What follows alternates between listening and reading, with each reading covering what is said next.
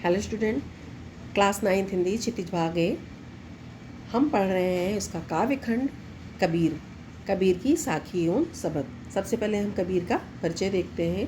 कवि का परिचय। कबीर के जन्म और मृत्यु के बारे में अनेक मत है। कहा जाता है कि उनका जन्म 1398 में काशी में हुआ था। उन्होंने विधिवत शिक्षा प्राप्त नहीं की थी, परंतु सत्संग पर्यटन द्वारा ज्ञान प्राप्त किया था। वे राम और रहीम की एकता में विश्वास रखने वाले संत थे। उनकी मुख्य रचनाएं कबीर ग्रंथावली में संग्रहित हैं तथा कुछ गुरु ग्रंथ साहिब में संकलित हैं। उनकी मृत्यु के बारे में कहा जाता है कि 1518 में मगहर में उनकी मृत्यु हुई थी। चलिए उनके द्वारा रचित साखियाँ पढ़ते हैं। पहली साखी है, मान सरोवर सुबह जल, हंसा केली कराए, मुक्ता फल मुक्ता चुगे, अब उड़ अनक न जाए। कबीरदास जी कहते हैं जिस तरह से मानसरोवर में हंस खेलता है, यानी मानसरोवर एक तालाब है, उसमें हंस हैं और मोती चुगते हैं और वहाँ के सुख को छोड़कर कहीं नहीं जाते, उसी तरह मनुष्य जीवन के मोह जाल में फंसकर जीवन के भौतिक संसार के सुख साधनों को छोड़कर कहीं और नहीं जाना चाहता और हमेशा इसी दुनिया में रहना चाहता है। अगली साखी है, प्रेमी ढूंढत में फिरो, प्रेमी मिले न कोई, प्रेमी को प्रेमी मिले सब भी समृद्ध हो। अब यहाँ पे कवि क्या कहते हैं, कबीरदास जी कहते हैं प्रेमी को ढूंढने से भी पाना मुश्किल होता है। यहाँ पर प्रेमी का मतलब है ईश्वर से, जिसे प्रेमी रूपी भक्त सच्चे मन से ढूंढने की कोशिश करता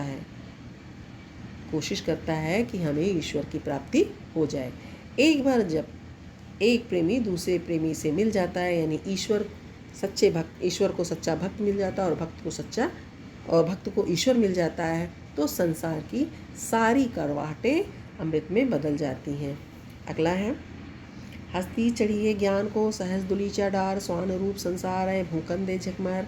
यहाँ पे कबीरदास जी कहते हैं ज्ञान या ज्ञानी अगर हाथी चढ़कर भी आपके पास आता है तो उसके लिए गलीचा बिछाना चाहिए। अर्थात अगर कोई ज्ञान प्राप्त करना चाहता है तो उसके लिए उसको उस प्रयास में सफल करने की कोशिश करनी चाहिए। हाथी चढ़ के आने का मतलब यह है कि आपकी पहुंच से वो दूर होना, आपकी पहुंच से दूर था। हालांकि ऐसे समय में दुनिया में ज़्यादातर लोग ऐसे बर्ताव करते हैं जैसे हाथी के बाजार में चलने से कुत्ते भौंकते हैं। अर्थात अगर कोई ज्ञान प्राप्त करने की कोशिश करता है तो लोग उसके बारे में बहुत सी बातें कहते हैं। कुत्ते उसका कुछ नहीं बिगाड़ते, हाथी चलता रहता है, कुत्ते भौंकते रहते हैं और कुत्ता भौंक कर अपना समय बर्बाद करता है। आप अपना समय बर्बाद मत कीजिए, बल्कि उसे जितना हो सके ज्ञान लेने की कोशिश कीजिए।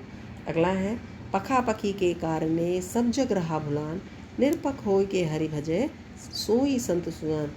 इसमें कबीरदास जी ने कहा है पखा पखी यानी पक्ष विपक्ष के कारण सब लोग, सारा संसार सब भूल चुके हैं, यानी इस धर्म को उस धर्म को, इस धर्म के बारे में सही उस धर्म के बारे में सही, ऐसे पक्ष विपक्ष के चक्कर में दुनिया भूल भुलैया में पड़ी रहती है। जो निष्पक्ष होकर ईश्वर की पूजा करता है वही सही ज्ञान प्राप्त करता है। अगला है, हिंदू मुआ राम कही, मुसलमान खुदाए, कहे कबीर सुजीवता, जे दुह के निकटी जाए। अब यहाँ पे कबीरदास जी कहते हैं जो हिंदू होते हैं वो राम कहते हैं और जो मुसलमान होते हैं वो खुदा कहते हैं। हिंदू ईश्वर कहते हैं कि हिंदू मुझे राम कहते हैं, मुसलमान खुदा कहते हैं। लेकिन सही मायने में कहे कबीर सो जीवता, सही मायने में वही जीता है जो इन दोनों से परे मुझे ईश्वर समझता है, यानी ना वो हिंदू ना मुझे खुदा समझे ना ईश्वर समझे, बल्कि ईश्वर समझे, क्योंकि ईश्वर एक है और विभिन्न धर्मों की परिभाषाएं व्यर्थ हैं। यानी कोई खुदा कहे, कोई राम कहे, कोई हिंदू कहे, ये सब व्यर्थ है, ईश्वर एक है। ठीक है, आगे बढ़ते हैं।